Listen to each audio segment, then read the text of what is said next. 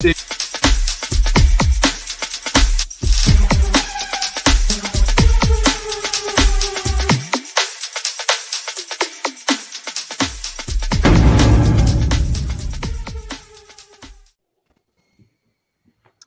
evening and welcome to the AFU Women's Football Chat Show with me, Matt Crane. I'm joined tonight. I've got three fantastic guests for tonight's show lined up. So I've got Emma. How are you? Yeah, not so bad considering work's a bit stressful. A little bit rushed, but at least you've managed. Gareth, yourself? Yeah, I'm really good, thanks. Good stuff. And Catherine as well. Welcome to the show. How are you? I'm good, thank you. Brilliant. So tonight then we are talking the culture of the WSL, so how it has changed sort of since the start and especially since going fully professional. The next steps that we feel it needs to improve, more managers being sacked, and obviously is it more results based now, sort of the TV deals come into play, and a little bit of everything like that. So we'll throw in everything. So I'll start with you, Catherine, then we'll sort of go from the very start of the WSL. Obviously massive changes from when it started to now. Obviously now we mentioned it's fully professional. Do you want to sort of talk us through then the very start of it? Because I believe sort of, you've got a really good insight to this. Yeah, so my understanding is before the WSL, the English women's system was actually split regionally. And they decided after the recession in 2011 to establish a league that would kind of have a pyramid similar to the men. So, but wanting to ensure that there was a level of quality and stability from which to grow, they asked clubs to actually bid to enter the top league, which is very different than anything that has arguably existed in the past within English football, because generally you get to the top through a merits-based system that you have won. So it started with, I believe, 8 teams in 2011, and then throughout the next 7 years went through another change where they went from having the WSL and then second divisions to having WSL 1 and then WSL 2. And then the third change to the WSL came 3 years ago in 2018, where once again, they put a bidding system in place because they had announced that they wanted the league to go fully professional.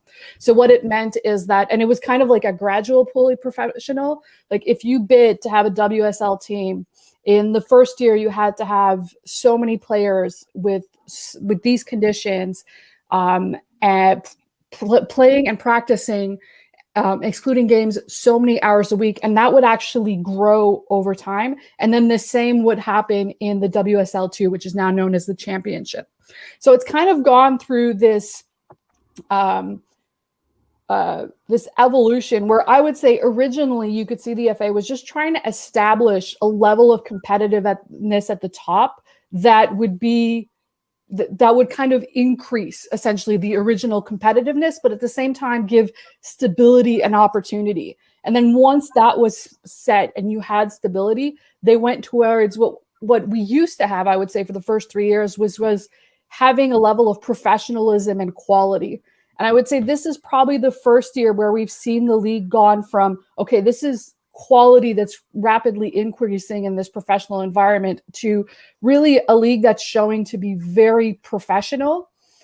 And I would say that the evolution of where the WSL and English football in general should go isn't done, because arguably as much as the WSL has rapidly, if you look at what play from 10 years ago, where the women had yet to play at Wembley, to now where we get in December 40,000 people and it's on Sky Sports. I don't think anybody would have seen that evolution go that quickly.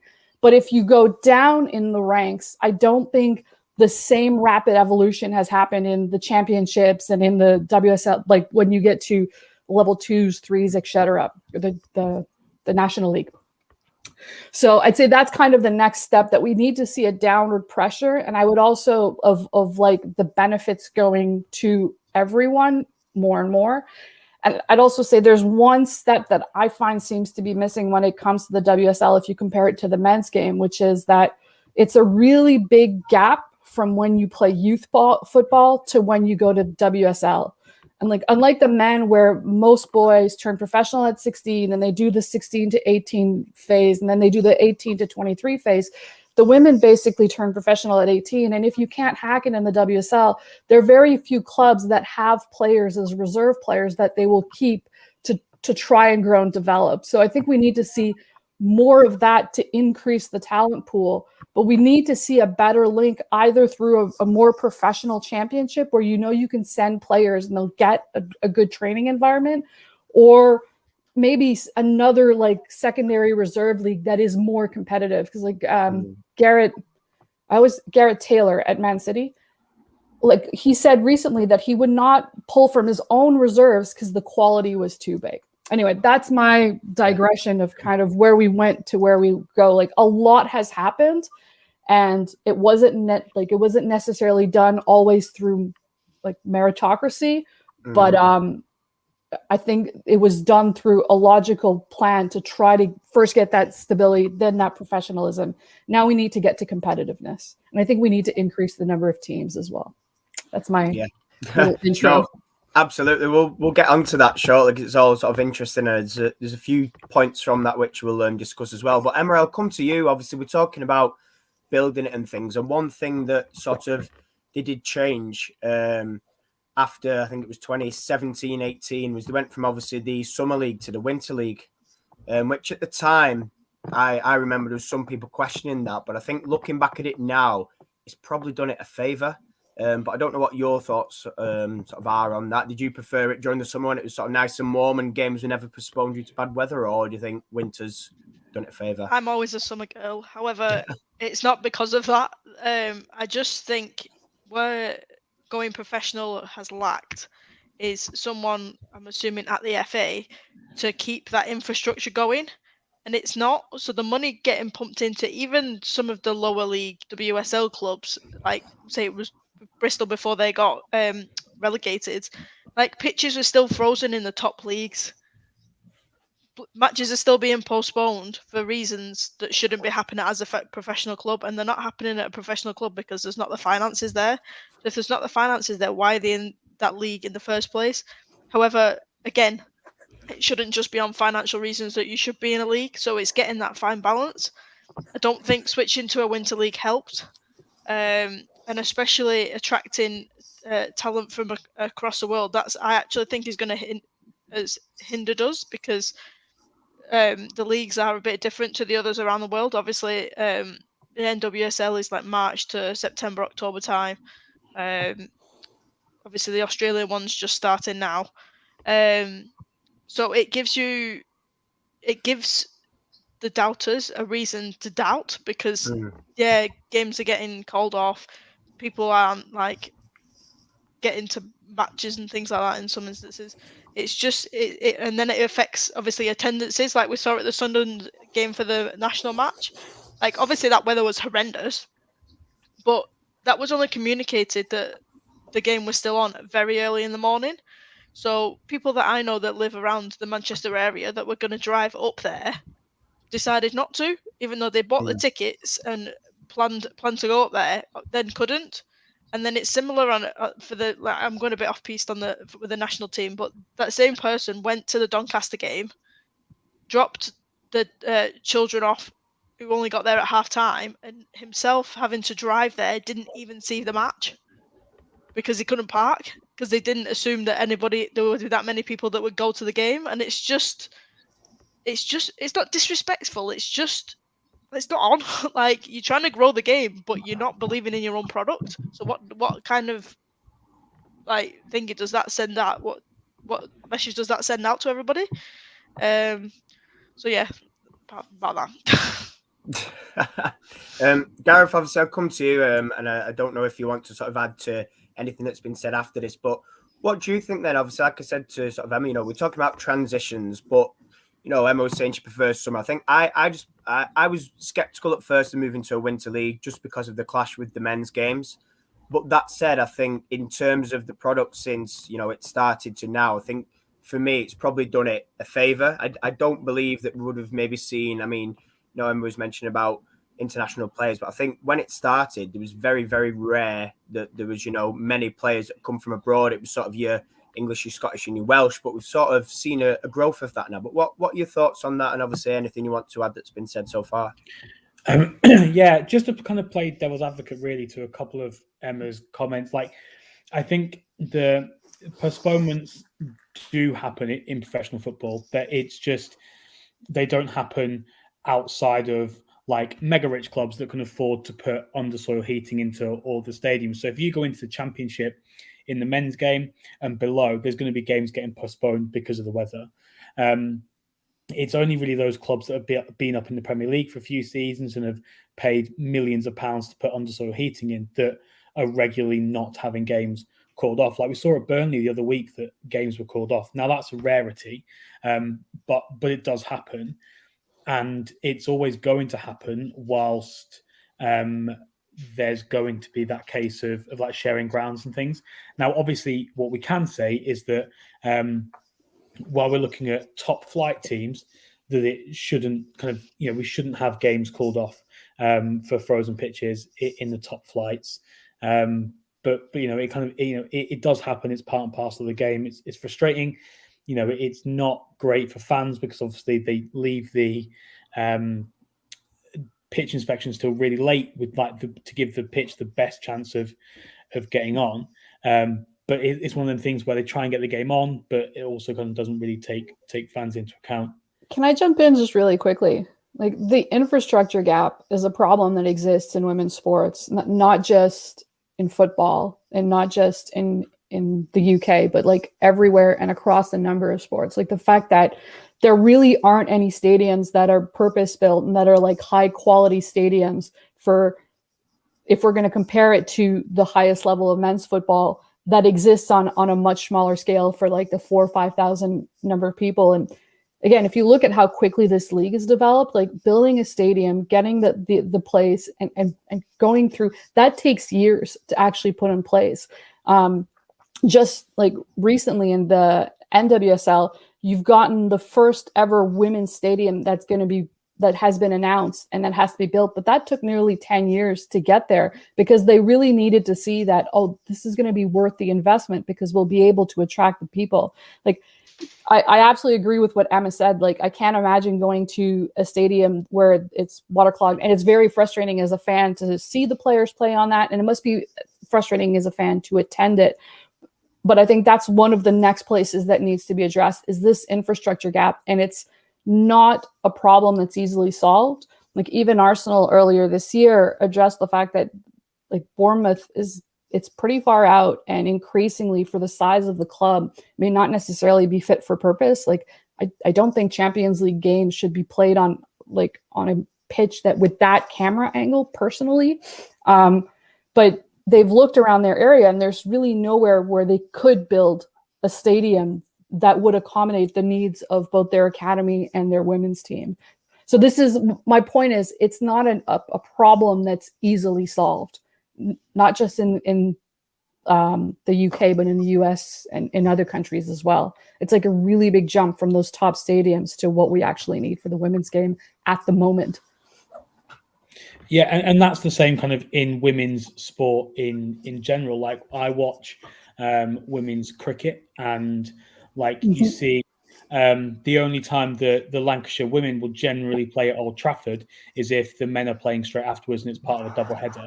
If that's not the case, they're generally on outgrounds like amateur sort of Saturday league sides, kind of around Lancashire. So it's kind of like something that's a much deeper issue than just football itself. And like we say, that women's football was banned in this country 100 years ago. And so, to have kind of come, I know 100 years is obviously a long time, but there has been quite a lot of growth. In terms of the Winter League to the Summer League, I was kind of skeptical as well. Like, I enjoyed being able to go over the summer and felt like, the weather was nice and kind of, it just had that something different. And again, like you say, with the clashes with the men, that is still a concern. It was a concern this weekend. The United kicked off against Leicester at 12, and then the men were at home for Crystal Palace at 2. So there was no way of being able to go to both games. So, I feel like that's going to happen, and it is unfortunate, and it does feel like there's a kind of lack of planning between the the kind of different governing bodies.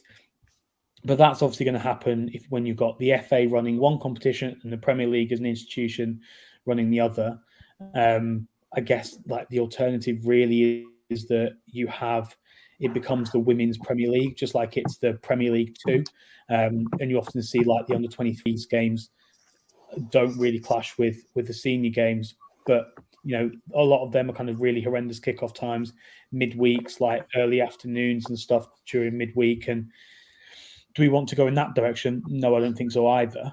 I think Sunday is the right day to do it, and I think the Winter League is the right way of doing it. It's just when you get teams that are playing in European competitions, then the chances of the men playing on the Sunday as well are going to be quite high. So it's just something really that we're going to have to navigate, and it's then down to the FA and the Super League and stuff to make the WSL games the attractive one to go to. Sorry, Gareth, but I completely disagree with what you just said, for the simple reason when they're trying to build sustainability within the WSL, they need people through the doors. So isolating the main groups of people, i.e. the kids that would have been on summer holidays during the summer season, and or most players that play on a Sunday in the lower leagues, completely isolating people from coming to that game because it's on a Sunday. I know a lot of people that would go to a game, but they've got their own game. So obviously that takes priority. And that's where they keep saying that they're putting money into the grassroots, and that's fine and that's needed. But if you're doing that, you need to scale that up towards the aspirations of being in that WSL. So you're not going to get that seen if you're playing your own game. So if that's done on a Saturday, you're always going to have a separate market from the men's to the women's. That's always going to be. It will never be the same, and that's fine.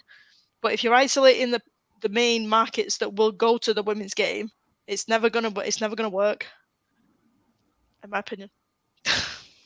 Yeah, I mean, I take the point, but I just feel that that's primarily down to a 12 o'clock kickoff. People aren't going to be able to make a 12 o'clock kickoff if they're playing in their own game. But if you're kind of kicking off later on, then there is going to be opportunities to kind of go from one to the other. Like you see when we kicked off at like 2 or slightly later than that, there's been sort of groups of kids that have arrived in their football kit, having come straight from games. So that is a concern, and it is going to kind of prevent people from going if there are those clashes. But I think if you kind of consider kickoff times as well, and not kicking off too early, then that's kind of one way of being able to navigate that. But yeah, that is obviously going to be something that's going to affect attendances. I'd say that the Winter League probably helps because if you look at how important the summer tournaments have become in the international calendar, like every 2 years, especially England is almost assured to be in the Euro and the World Cup. Like it had almost assured. I mean, like it'd have to be like a calamity for them to not qualify. And so if you compare it to, I covered the Swedish league a little bit this summer. They started in April and then they went to like just the beginning of June and took a break that lasted until August 22nd because their team was away at the Olympics. So if you're saying that on top of that, you might actually see the league break for the Olympics because they'd have so many players away for that. That means 3 out of 4 summers, you're going to have this massive break exactly in the period where I believe the both of you think would be optimal to capitalize, that you can't really capitalize on because it's already being capitalized on by the women's game in other tournaments, or you're competing with the men's major tournaments. I know that I've spoken to Australians, internationals, and I've actually heard this on the Canadian side as well, where they're actually being encouraged to consider North American winter leagues because there isn't a clash in the calendar as much as if they were at the NWSL, for example. In the NWSL, like you either miss sometimes up to half your season if you're away preparing for a World Cup or preparing for an Olympics, and then you come back, which is why Megan Rapinoe can win the Ballon d'Or and appear in 6 games in the year. So you're going, okay, well, are we like, you'd almost have to sacrifice some club football, or you'd have to start your season right after Christmas and then end it right before Christmas. I think you're better off not having that break personally. I absolutely get what you mean. Like maybe the trick would be to finish the season a little bit later and do like they do in Germany and in Denmark, where they actually take about a month break in January because of this water, like these frozen conditions, and then they restart again, which a lot of players say is actually beneficial to their body because they actually get a mid-season break. Maybe that's the way to do it, but I'm not convinced that the switch wasn't positive, because I think with the how important these summer tournaments are now, you just be competing against your own product. And I think with that as well, like Matt, I know that you're not a massive fan of central contracts, but if you have an environment where you're having to prioritize things, then central contracts are going to become even more important. So, I think we see it again, just like we obviously see it with the US as well, the central contracts there. Central contracts have been in England for a while. They're also massive in cricket, and you see a lot of international cricketers miss enormous periods of the summer to play in various competitions for England. And that's because they're contracted centrally by the ECB, and obviously the women are sort of by the FA. And then that kind of breeds on the whole other issue of international selection that, is a whole entire show in itself. But it's a tricky one where whatever decision you make, there's going to be so many repercussions and decisions coming from that. I just think that, now I think the winter is the best time to be playing the games.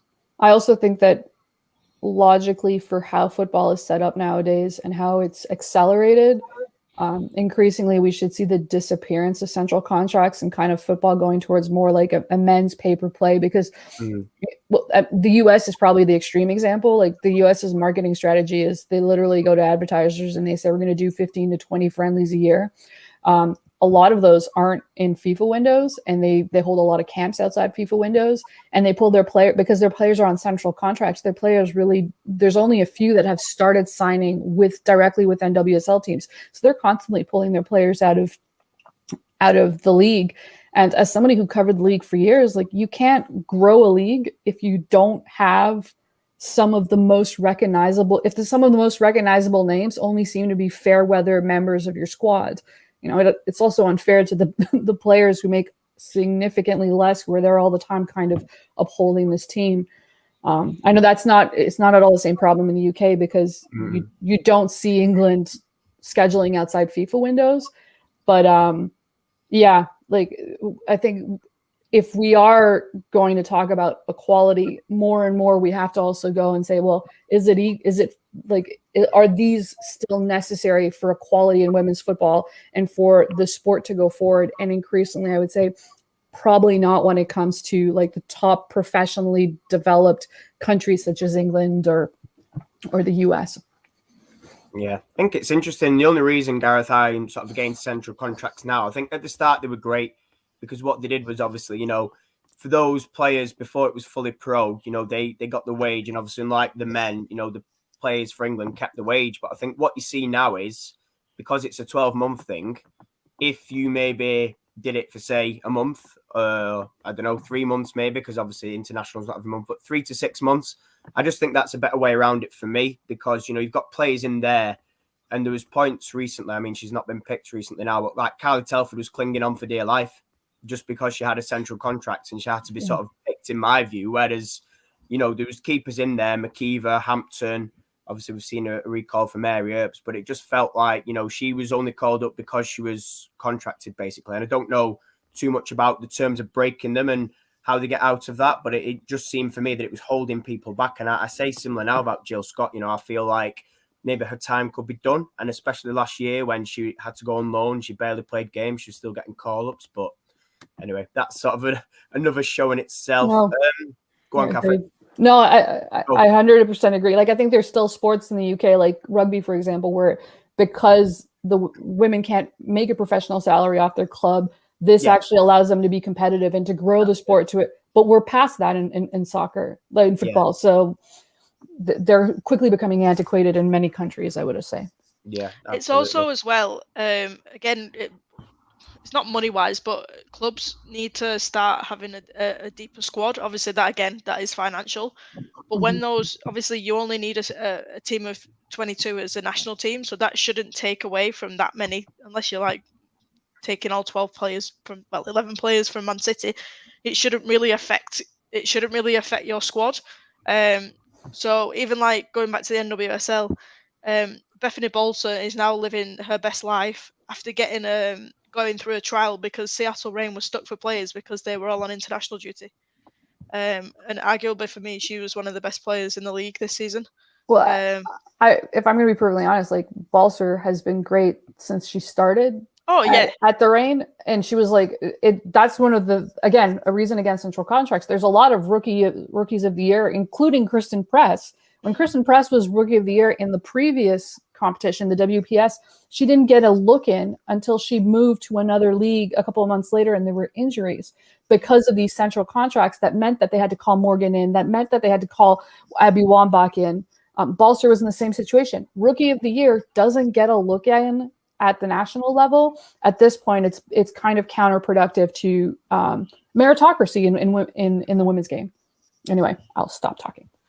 No, it's fine. No, that's what I meant. I meant that because of these central contracts and the players are being away, it gives opportunities to players to get into the squad and build that depth. And then once they're in, then they can develop and be the best players that they are right now. Does anybody want to take that before I move on? Top European teams. Do you think? No. No, I mean, like in the U.S. First of all, travel's already crazy enough in the U.S. as it is, and they're already having.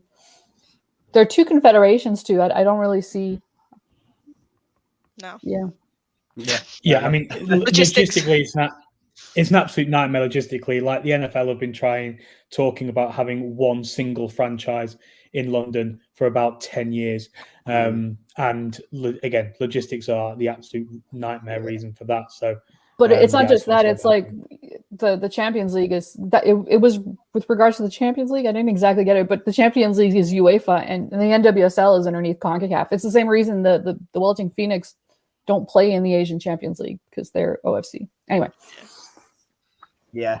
So I'll start with you on this, Catherine, because I know I sort of mentioned this before we started. Then obviously I was talking to you about sort of no relegation when the WSL first started. Obviously there wasn't many teams, so having relegations and things like that probably wasn't productive. But something that I read, this was a while ago now, was obviously a lot was made about Chelsea and Emma Hayes winning 3 games in a first season. And what I'm going to do is I'm going to sort of link this in a little bit to Man United, with the way sort of it's going now with Mark Skinner. It's turning a little bit, sort of going not backwards, but people are getting a little bit frustrated with sort of results wise. And then they're saying, you've got other people saying, well, Emma Hayes in her first season sort of won 3 games and look at them now. And I'll sort of link this in with managerial sackings then. But do you just want to, for those that don't know, sort of Chelsea's story and Emma Hayes' story, I want to sort of go into that, and obviously John Terry sponsoring the kits, and sort of to where we are now.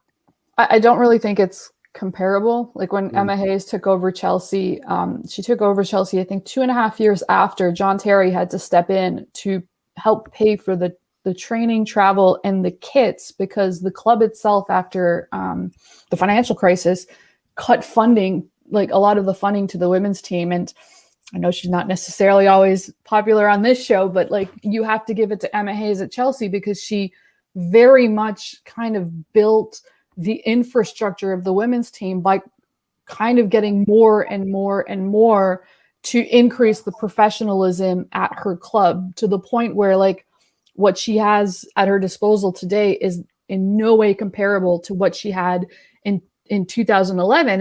And I would argue that if you have a WSL franchise that, like Chelsea, that bids for a team, like it might be difficult to attract players 2 years after the club was reluctant to pay for what you would think are basic requirements to represent a club, such as like shirts and socks.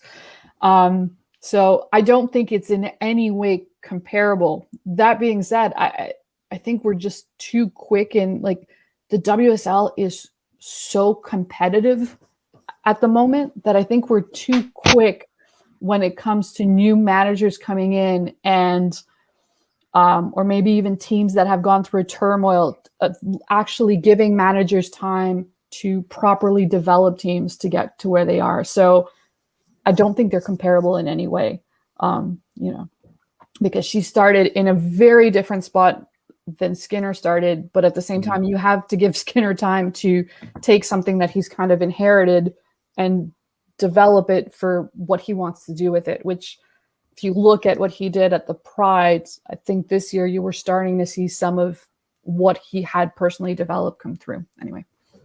Yeah. Gareth, I'll sort of bring you in on that then, obviously Mark Skinner as well, because obviously I know we'd recently had a conversation saying, we felt that he needed time, and sort of obviously Sang's also put in the comments, managers need a year, but do you feel this is the way it's going? Because I'll go on to the sackings and sort of results based and things like that now. But do you think it's fair? I mean, if you look at it, we're not even halfway through the season, and there's sort of rumblings in terms of Skinner. But I think even other clubs, I'm reading some things, and it's like, a couple of Birmingham fans saying, "Oh well, we're not where we wanted to be," and I'm thinking, well, hang on a sec, you've not. Do you know what I mean? You've not invested.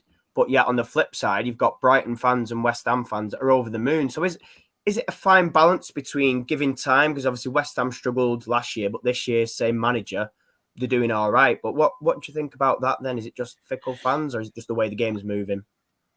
I think possibly a little bit of both. I think when you look at the kind of the dismissals that have happened this year, obviously Birmingham lost Carla Ward in the summer and brought a new coach in, but Willie Kirk was there previously, had the full summer, was able to bring his own players in. Morgan was at Leicester last season, had the full summer, able to bring his own players in. Skinner hasn't had that. He's inherited a squad that was Casey's. The transfers in and out were done before he arrived, so they're Casey's transfers. So he's not actually had an opportunity to kind of get the players in that he wanted. And I think that's probably the main difference we're seeing with some of the dismissals. Those that have kind of bitten the bullet and made the decision early are making that decision because their manager has kind of been in from the previous year, has had that window, has already had time to be able to instill what they want to do. Now, of course, the performances and results aren't ideal. And, I think over the summer we said if we get fourth again, we can build from there and go again. So I think, I think where we are in kind of relation to where we expected to be beginning of the year, we're not a million miles away. It's just kind of about giving that new manager time to come in and instill what he wants to do. And be able to bring in the players that he thinks are going to be able to do that. Now, Birmingham and Leicester kind of made decisions quicker because obviously they were at risk of relegation. We're not at risk of that. And I think if we're being realistic, in July, when we kind of brought Skinner in, we weren't expecting to get the Champions League. We were kind of going, okay, well, if we can get fourth and, consolidate where we were last year and then go again. So I think, we're not at risk of being able to miss out on targets necessarily. Although the context has changed with City being poor. But I think if you look player for player, generally speaking, City are going to be stronger 80-90% of the time. So, yeah, I think it's just about giving managers time to come in and bring their own players in. Once they've had that time and they've kind of had them windows to bring in their players, then if it's not working, make the change. I think that's the difference mainly between Skinner and some of the decisions we've seen already. Yeah, absolutely. Emma, I'll sort of continue on the managerial theme. Then obviously, I'd say probably the last 2 seasons, it's become a little bit more apparent that we've gone sort of very results driven, similar to the men's. There's a lot more managers being sacked now, and obviously more pressures than there used to be coming with getting results, especially now because obviously the game's progressed, it's grown, there's more money involved, there's more sponsors. What are your thoughts on that then? I mean, looking at them, there's a lot said sort of last year with Matt Baird obviously departing West Ham. People thought it was harsh. We had Willie Kirk with Everton and people were saying, well, his summer signings haven't bedded in. Yes, he'd spent a lot of money, but he'd played a lot of the top 4 sides. And then obviously, you know, recently we had Jonathan Morgan as well, again at Leicester, and people were saying, well, you know, they've not picked up points. They've sort of, you know, they've brought in players as well. A lot of players have bedded in, potentially have performances been there, maybe, but still not picked up any points. But what are your thoughts on that? I mean, you know, do you like it? Do you think that's good for the game, or yeah? I think you're on mute. Yeah, I'm a bit indifferent simply for the reason, if most of those managers have been around the women's game for a long time and the game has changed and we need to accept that. So if their standards aren't up to it, that needs to change. The reason I think United results driven is because of last season we were 1 point off Champions League, and it was that little thing that we missed that got us there. So the thing like at Spurs when there was the little thing, and then Everton, it's just the accumulation of nearly. And obviously as a United fan, and especially coming up from the Championship when we won so many games by so many goals, there is that expectation, but there shouldn't be an expectation for the Championship because that's a totally different league. And like everybody knows, we were the only professional one there, so that's irrelevant. I'm not a lover of not giving managers time, just because it does take time to embed a squad. However, because generally the FA don't take much care with the women's game, it's just going to drag on until something is done, or something is affected financially. That something, again, with Leicester, it's 99% nailed on that they might go down, which obviously again will affect their finances, and will they be able to pay all those players that they've just bought? So something needed to give, so get a new manager in. Maybe even we'll see quite a few of the players go out in January from there, just as an offload. But we'll see. But management wise, maybe give them time, but it's between rock and a hard place really. Give them time, but only when it's obviously justified. Like with Leicester, that's a financial thing. For us, we're used to the results, so they're not coming. But like Gareth said, if we got asked about finishing 4th this season with a new manager, we would take it. Yeah, we're not far off it, but it's the performances, and it's the performances that get the points. Well, the good performances anyway. So I think that's where, and obviously Mark's got a different style of play to Casey, and that's obviously evident. But I think the frustrating thing with United is we consistently see multiple players not stepping up and not making that effort, and they're not being dropped. So you've got plenty in the players in question can be changed for another person on the bench, and they're not being. I can understand if we didn't have that depth, and we don't to an extent, but there's options and they're not being exercised. So that's, and again, Leicester, that shouldn't have happened. It shouldn't have even got like that. And then obviously then it's psychological. You start getting in your own head and things like that. So it's a downward spiral. So we'll I'll ignore that comment. So we just need to stick with it. United wise, we need to stick with it, but also be aware that if it does happen in the lower leagues, and I think the thing with Matt Beard as well wasn't just the fact that he was sacked. I don't think he got on with Jack that well. And that's obviously, there's other things that obviously United aren't telling us, or other managers that we don't see behind closed doors. So United wise, give him a season, because I did watch him at Orlando, and like Catherine was saying, we did start to see the fruit of his labor, and then he went. So we'll see.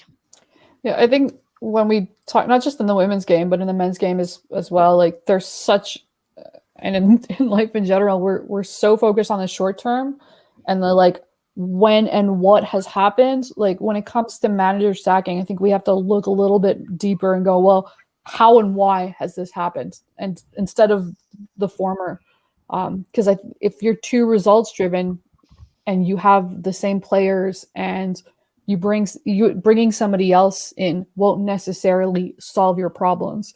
You have to understand why have these things happened, and is the manager the only reason to blame or the major reason to blame?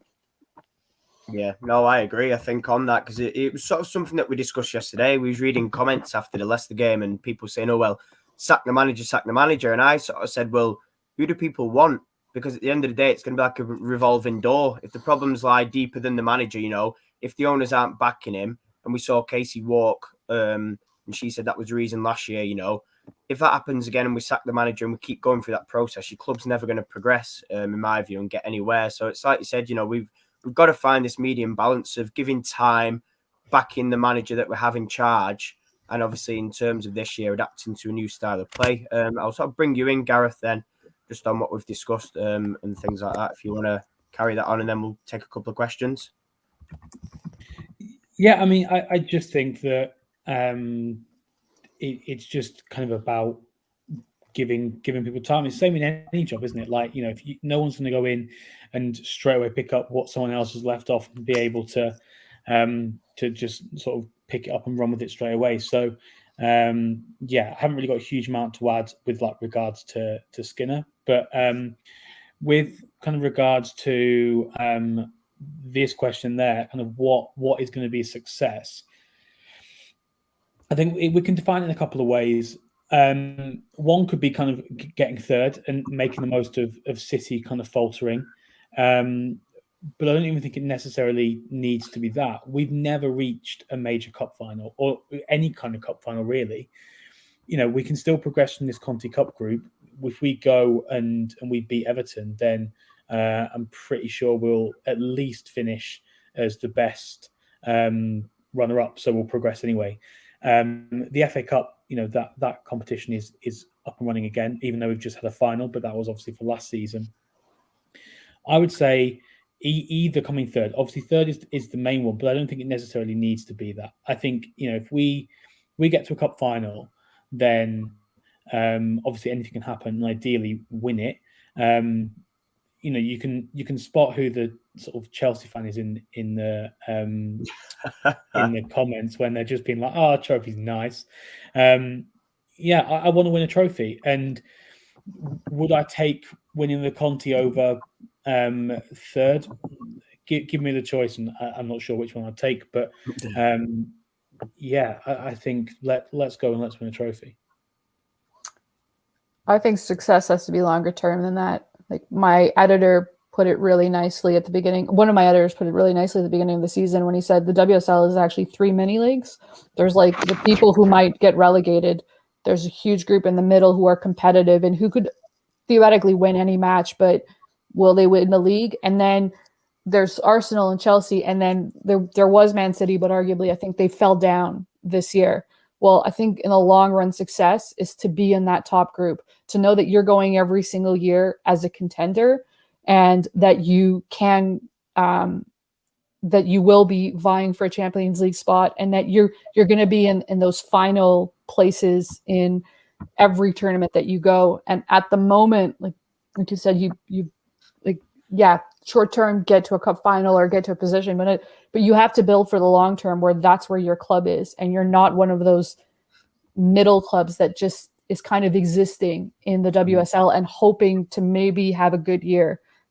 Every year, the success has to be to get to a place where every year is somewhat of a good year, in my opinion.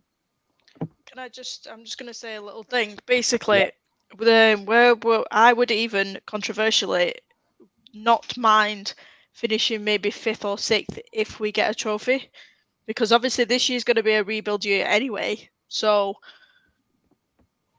it's always not going to be where we want it to be. But to do that and get a trophy, then that'll give the confidence to the players. This, like I say, this year was always going to be not as consistent with the changes, but I'd rather take a trophy that and a couple of places below than scraping 4th and dropping out the cup. But what we need to remember as well, City now are only 2 points behind us with all the players coming back.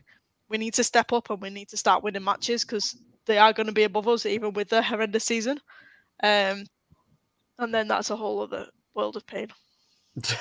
Yeah, I just don't think the squad's good enough to finish third. I think if you look at City, even though they've had a poor start, their poor start was absolutely dogged by injuries. Like, they had so many players injured that they were never going to kind of have the start that they needed to be title contenders. But they're still the third best side in the league. And I don't think we're able kind of to compete with them over a 22 game season.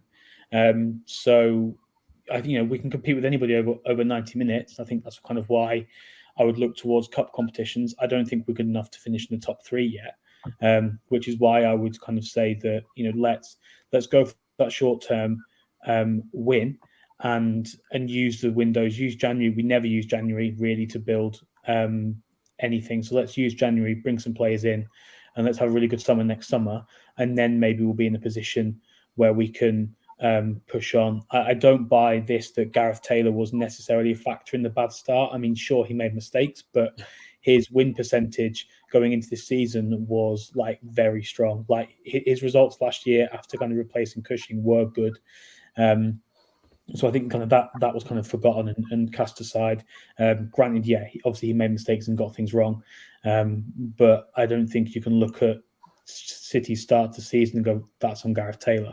I think you look at that and go, if they had a full strength squad, then they would be up there with Arsenal and City. Whereas instead they've had an absolute bucket load of injuries and are now kind of in that sort of second mini league that Catherine mentioned. I also think there are other teams who face City who got things right, which has not happened as much in the past. And yeah, in the long run, I think United needs more investment, because you're never going to get to that top, which for the stature of the club and for, again, talking about equality, for a club like United, you should be in that top. But I don't think you'll get there if you don't get investment and a push to really show we want to, like, this is where we want to be and not in that mid-table. Yeah.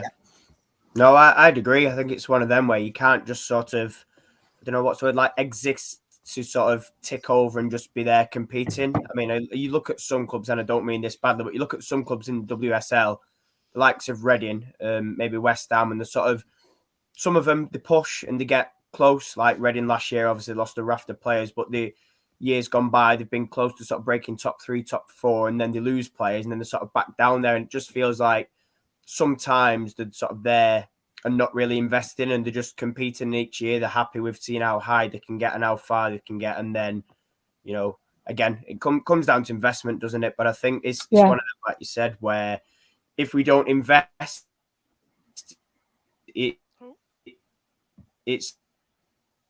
not going to be great. We're just going to just sit there existing. I think for me, is fan ambitions at United don't always feel like they match the owners or the club's ambitions, which then becomes a little bit sort of difficult.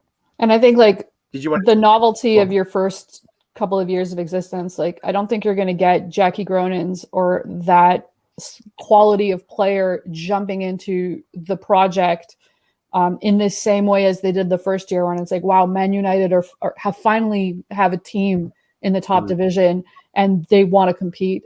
I think that time has passed. You really need to see some substantial investment in the short and in, like, I'd say in the next 18 months if you want to start getting there. Because there are teams, like, I'd say what is starting to make especially Chelsea kind of stick out, and Arsenal has kind of tried to catch up this year, is the depth of their squad and how much they are willing to go. Oh, we already have a Sam Kerr, we have Fran Kirby, we're going to go pay 300,000 or whatever to go get Pernille Harder. Yeah. Oh, and we'll go get Lauren. Like, that's the type of thing that I would say, if you're a top player, will bring you to a club. And we don't see that same ambition at all, or even comparable at United at the moment. I think that's what they need in the next 18 months. It's showing whether or not they're serious about the women's game in the same way they are about the men's, to be frank. Yeah, absolutely. Just before we finish, then, I'm just going to sort of talk about, I mean, we've talked about quite a lot of it, but sort of improving the league as a whole, the WSL, progressing and growing the women's game as well. I'll start with you, Emma, because I know you're obviously short on time and have to hop off shortly. But what would you like to see? I mean, personally, I keep banging on about professional refs, a bigger league, and a few few more up and a few more down. But what do you want to throw into the mix? Those are kind of givens now.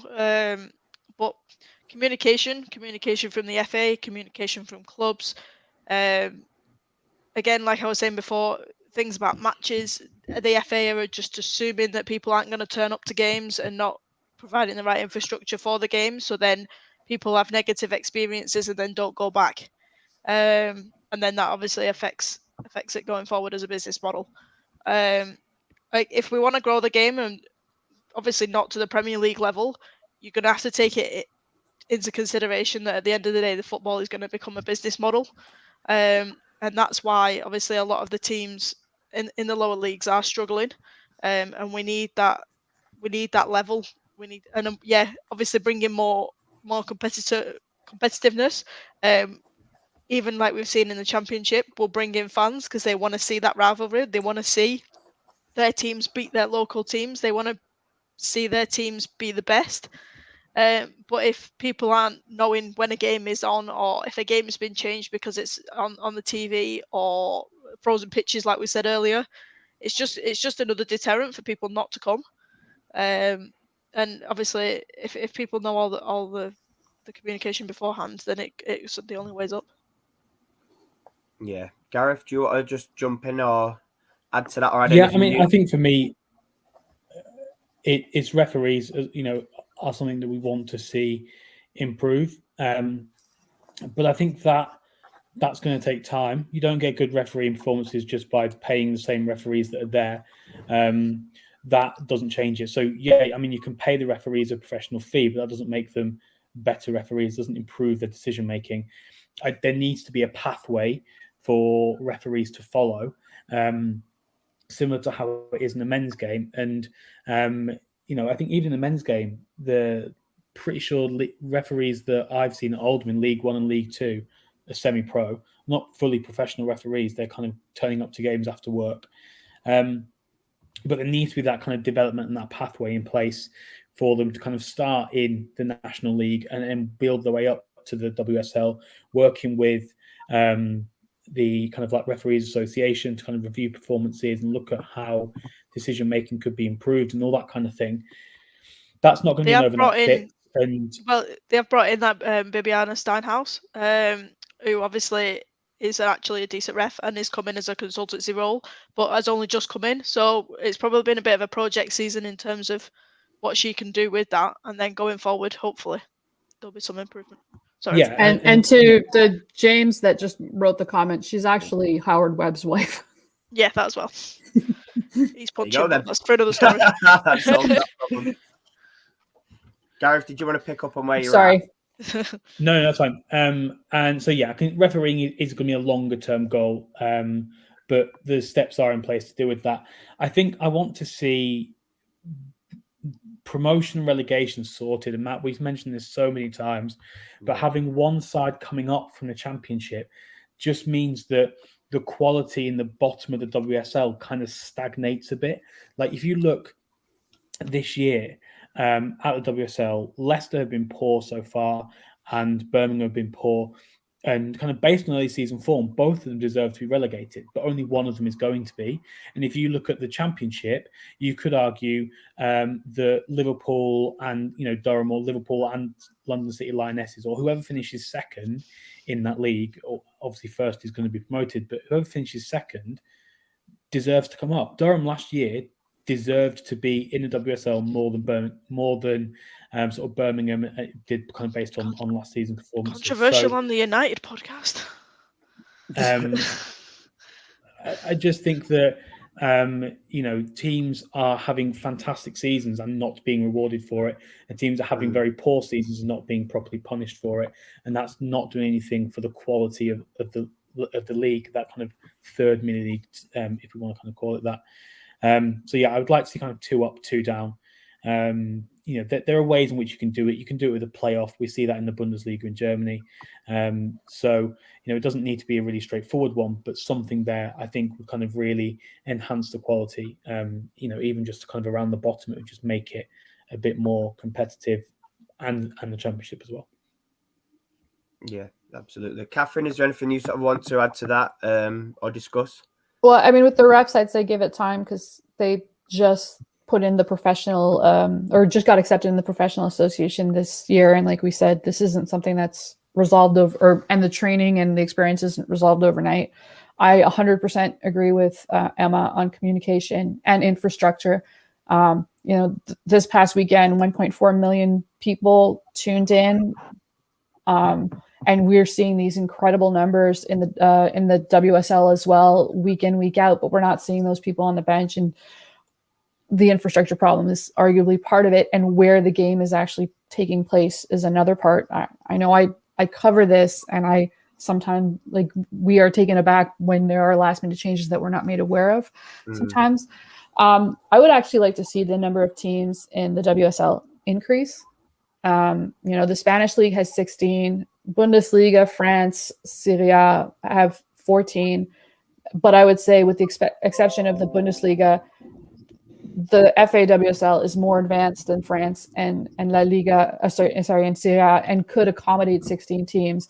And I agree with you. I think we need more than one team relegated every year, even if there's one automatic relegation and one playoff relegation. I think that would really increase the competitiveness. The championship, it'd be nice to actually see that maybe become a little bit more professional, so that if you drop out, it might not be the end of your professional career as a female footballer, or you don't see a huge drop in quality. But again, for that to happen, it has to trickle down. And then I don't know, a pipe dream, and I'm kind of bringing this in because I cover the Australian league. It wouldn't necessarily be possible because in Australia, the women and the men's A leagues are owned by the same entity, the APL, whereas the Premier League does not own the FAWSL. It's run by the FA.